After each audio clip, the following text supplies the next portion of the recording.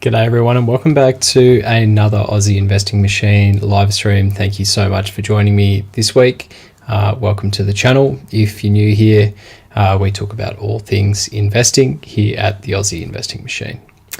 This week, a couple of stocks I wanted to talk about, one being Airtasker, which just IPO'd, and the other one is Pushpay, which is a stock that I've been holding for a couple of months now, and it's finally back on track to profitability, at least for me, not the company, that is. Good to see that turnaround.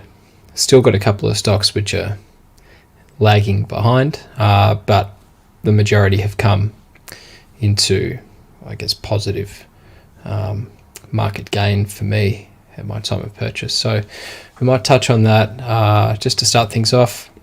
I'll share my screen with you. Okay.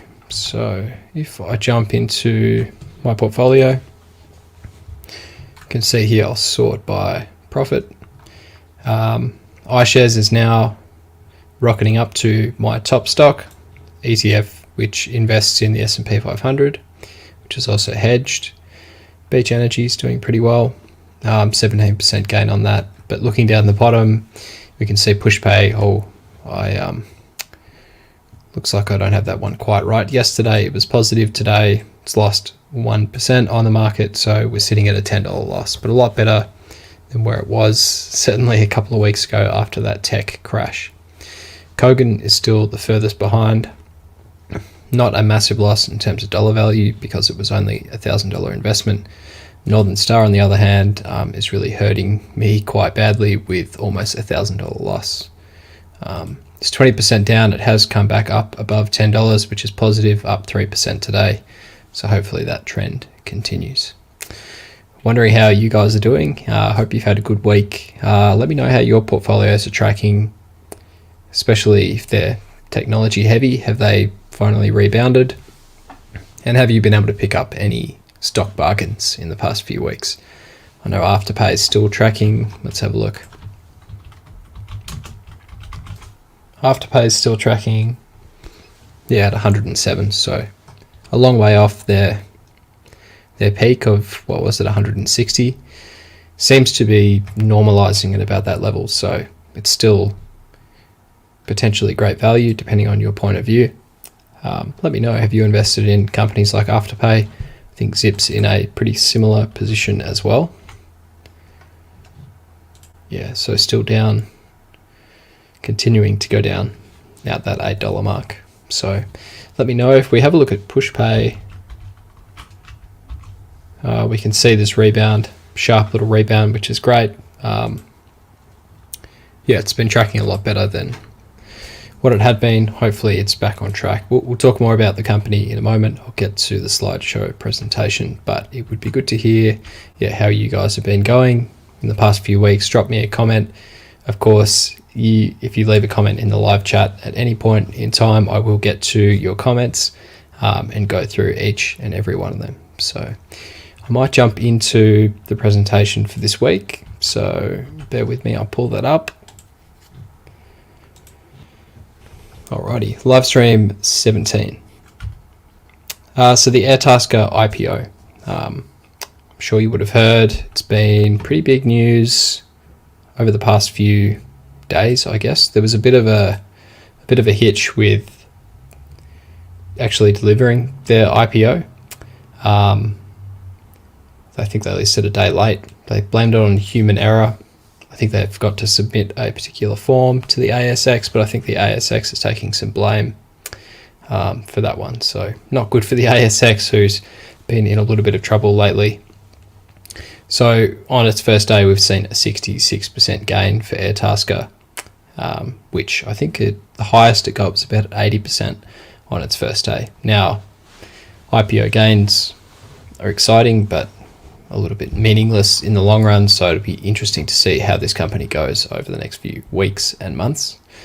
I read an interview they had with the CEO founder of the company, and he was sort of asking all of his employees who are quite heavily invested in the company not to look at their screens on IPO day and just to focus on the long term. So I saw a an interview with the chairman of Polynovo, another company that I'm really interested in.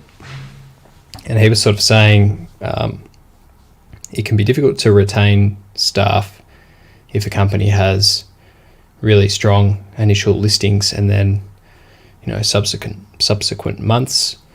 If someone's got into Airtasker at $1 and it goes to $10 only a few weeks later, depending on how much money they've invested, it could be quite a significant amount of money for them, and they may choose to leave the company. So that's obviously a concern, and it's more of a concern for CEOs who might have options later down the track to purchase the company at a great price. So let's jump to the next slide. So we can look at the shareholders who bought in so far, and we can notice here quite a lot of institutions. So HSBC is in there. We can see Citicorp and NRMA Treasury, which would be the insurance company. Not sure if they do super as well.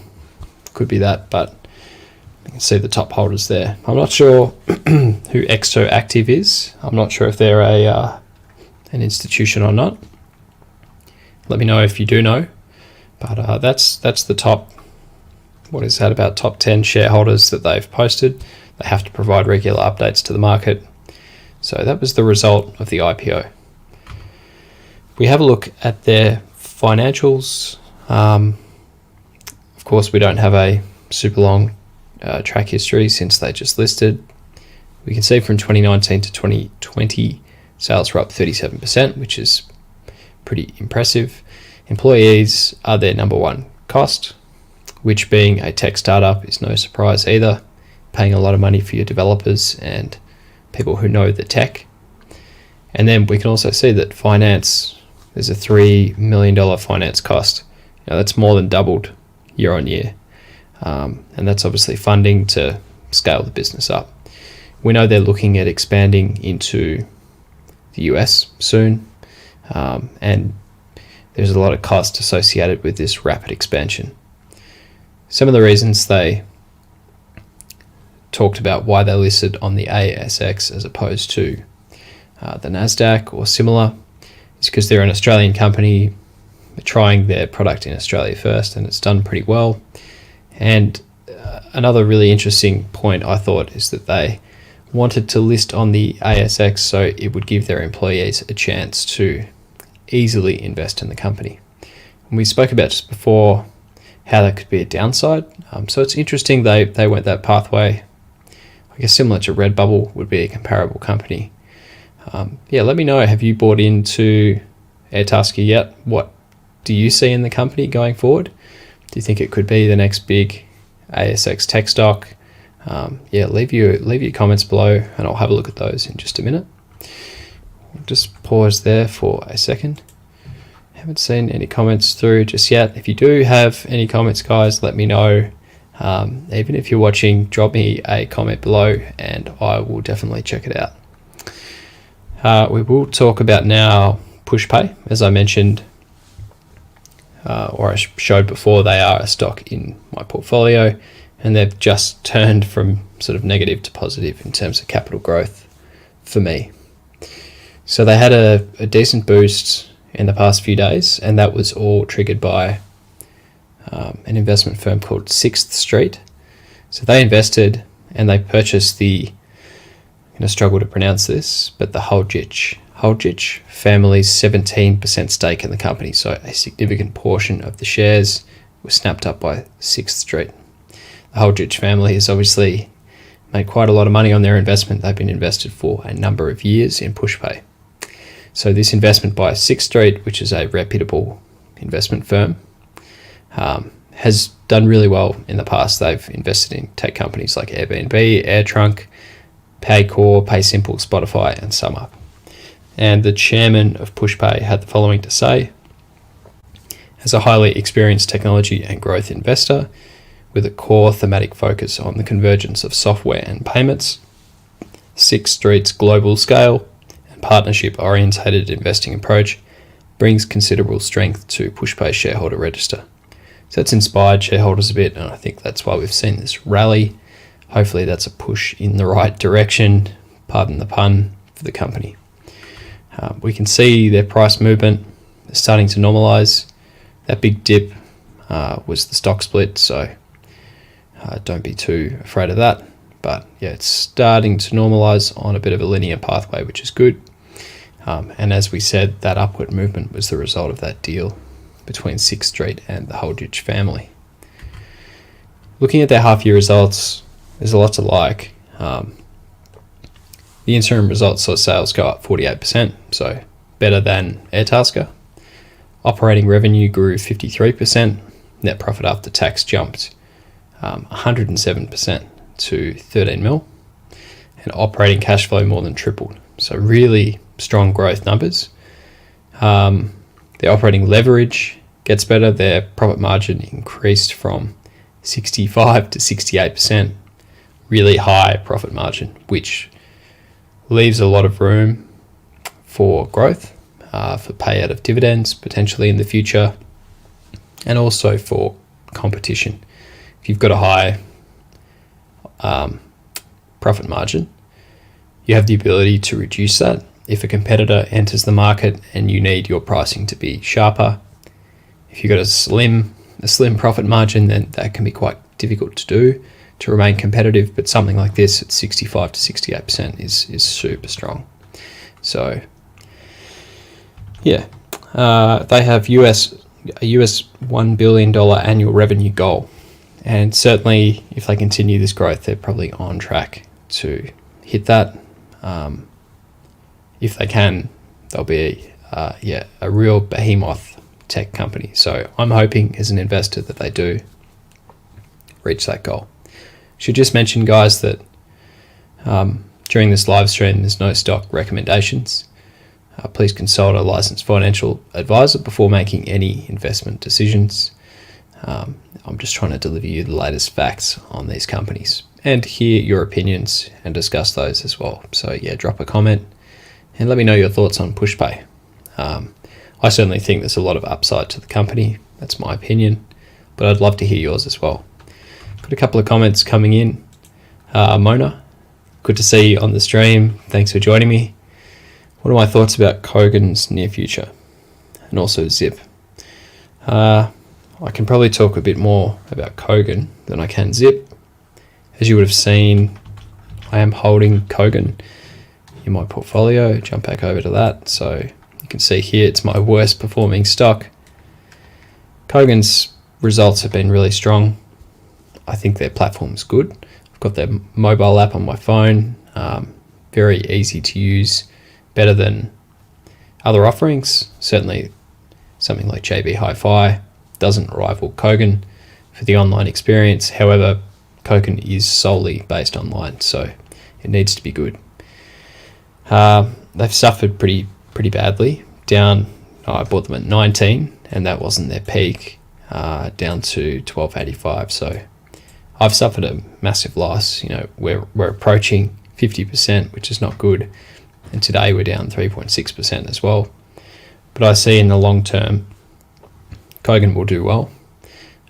That's my personal view and opinion. But I think with their strong growth numbers, it's hard to ignore them.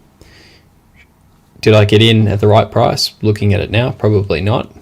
If I had a fresh go at it, I'd definitely be considering the company now. I've seen other tech companies like Appen get knocked down really badly, but I think Kogan's a lot easier to understand than Appen, and it's clear to see where their future growth will come from.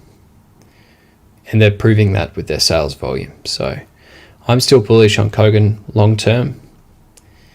I don't know. What do you think? I think being an online retailer, they've got competition in Australia, Harvey Norman, JB Hi-Fi. These are all guys that can take, sales from, and they can do that by having sharp pricing like they do. There's a little bit of concern that they might be selling. I think one of the ways they get such good prices on reputable technology brands like Apple AirPods or whatever is that they'll go and purchase the AirPods, like a pallet of them in a country where the foreign exchange fee or the conversion is favourable. So they might buy them in Africa, where Apple's trying to sell the AirPods at the same price everywhere globally, but Kogan will take advantage of their purchasing power and they'll buy those AirPods in Africa, and it translates into a cheaper price. Now, the only issue with that is the honouring of warranties. This is anecdotal evidence.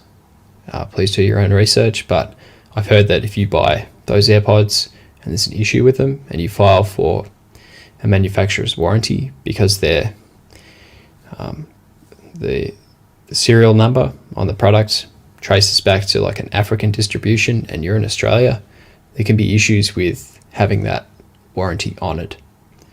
Please, again, do your own research on that, but that might be the sacrifice for their low prices. So it's something to consider, but I'm impressed with their financials. And that's why I bought the company, and there's been no tangible change in them. So that's my thoughts on Kogan.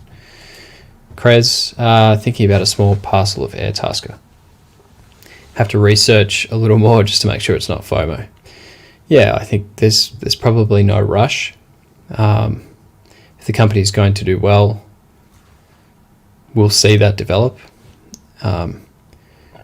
Certainly becoming profitable is one thing, but if you can see that pathway to profitability early, that's a good reason to, I guess, invest. But yeah, there is a bit of FOMO. You see a lot of IPOs jump really high in the first couple of weeks, and then they come crashing back down to realistic levels.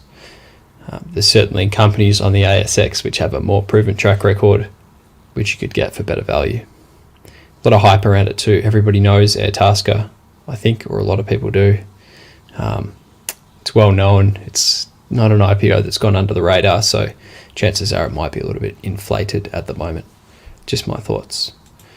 Mona, how soon you can get Airtasker? I guess you can get it tomorrow if you jump on the ASX and purchase them.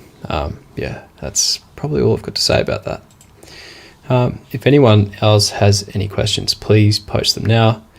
Otherwise, I might wrap this one up. Had a super busy couple of weeks, guys, so apologies for the lack of uploads. I'm trying to get out a video, hopefully tomorrow night, so bear with me on that. Trying my best to keep the content coming, but it's just been hectic. So just got another one here from the Intoxicated Investor. The strong flattening of the curve globally recently looks to be benefiting healthcare stocks. So talking about the pandemic curve. Cochlear, ResMed and CSL are kicking hard. Yeah, you can see Cochlear in my portfolio up 2%, which is not too bad, but it is quite an established stock. So 2% price movement's quite significant in a short amount of time. So good observation. It'd be interesting to see how CSL's sitting, actually. Let's have a look. CSL starting to recover by the looks of things. Yeah. Still quite a good price at the moment, 248. I think I originally purchased CSL at 236 in one of my other portfolios. So yeah, that's not a bad entry point. It's certainly a lot lower than it was at its peak, up here at 331. So yeah, it's a great observation. I've purchased Cochlear. ResMed's one definitely that's on my radar. They're a great company as well, so certainly one to look for.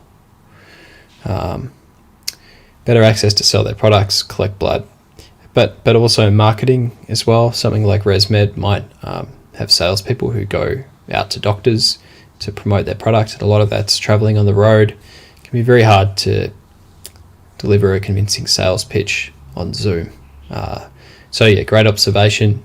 I agree. I've invested in Cochlear, as you've seen. Have you invested in any of those yourself? Be interested to know. Let me know in the comments. So yeah, I'll just have a look at ResMed as well. See how they've been going. Up 3% today. Yeah, so value stocks definitely coming back. Yeah, sort of similar price movement to CSL actually. But we can see here quite a significant drop from their recent peaks, 29 down to 24. So could be a good opportunity. We've seen pretty linear growth as well from them. And Self-Worth's reporting that's undervalued. Probably is. So, yeah. All three of the stocks, long-term holder of all three. Yeah, and I'm sure you've done very well. Probably taken a bit of a hit in the past few months, but I think they're definitely long-term holds, very strong ASX healthcare stocks. So, yeah. Thoughts on ALU? Solid base for the long term. Let's have a look. ALU, ASX. Altium, yeah, so switchboard manufacturer. Yeah, PC-based electronic design software. So not a switchboard manufacturer. I think they're a circuit board designer. Had a look at Altium a little while ago. I lost a little bit of interest. Just looking at their case studies and some of their partners, reasonably convincing, but it didn't fill me with a lot of conviction. And I've forgotten a lot of the research I did on them. I might put them down as a company to talk about in the next live stream, if you don't mind. I'll do a bit of background research on them because you're right, for a long time they've been a very solid stock, but certainly been tailing off recently. Looks like a high of 41, now down to 26, so even more severe drop off than something like ResMed. So interesting. Simon, how are you, mate? Thanks for tuning in. Long-term holder of Pushpay topped out on the recent dip. Yeah, I didn't buy any more. Just been waiting for it to recover. Holding for the long term. Big fan of Talga. What's your thoughts? 2021 shaping up to be a defining year. Sure is. Thanks for the comment, Simon. Appreciate it. So Talga. I've done a video on Talga. You can go and have a look at that after the live stream. Down 4%. Yeah, it's taken a bit of a battering. Big run up, and now it's consolidating. So Talga's a lithium or graphite miner. Technology minerals, so they do a bit of a spread. Where are we? Yeah, graphite. And I think, so they've got natural graphite in Sweden. Yeah, that's right. So I get a little bit mixed up between Vulcan and Talga. Vulcan is in the Rhine district in Germany, and they're doing lithium, and they're doing green lithium. Talga has a very high quality graphite deposit also in Europe, which is a positive. There was a lot of hype in November when it started to shoot up, I think, and that was off positive mining results, I believe. See if we can find that announcement back in November. Yeah, the battery anode projects. So yeah, globally significant anode. So that was this one. So the Niska scoping. So this is in northern Sweden, and they demonstrated that there was strong support for a standalone mine and anode refinery. So some really high quality graphite. And that's what sent the stock shooting up like we saw, and now it's been backtracking. I think it's been in a long consolidation, probably just a bit of a cool off after that massive pump up that it had. So yes, if you look at the spread of lithium producers, you need to consider Pilbara, you need to consider Talga, you need to consider Lake Resources as well, which has a different, they're South America, they're a brine extractor, and Novonix as well for graphite. They're the players in that battery space, which has been really hot. So I'm not surprised that there's a bit of a cool off happening, especially with the Talga share price. Not sure if I've seen Tesla have job advertisements for designers, and it was mandatory the job applicants knew how to use Altium software. Wow, that's a massive statement. Yeah, really great observation, Intoxicated Investor. Thanks for bringing that up. So yeah, look, as I said, yes, I'm aware of Altium, and I think it might be worth doing a deep dive on them next live stream. I'll make a note of it so I don't forget, and I'll do some background research, and maybe we'll discuss it then. Yeah, I hope that suits. So yeah, thanks for the comments. It's been really good, guys. Might wrap this one up here. But yeah, thanks all for joining. It's always great to have a chat to you. Really enjoy the back and forth. So stay tuned. I've got an episode coming out probably tomorrow. I'll see how we go. And then, yeah, we'll follow up with another live stream next Wednesday. So thanks for joining, guys. Doing a live stream every Wednesday at 8 p.m. and then getting at least one upload a week to you, except for the past week. I've been naughty, didn't get one up. So, yep, thanks for supporting the channel and sticking around, and thanks for all your comments. So cheers for tuning in, guys, and I'll see you in the next one. Thanks.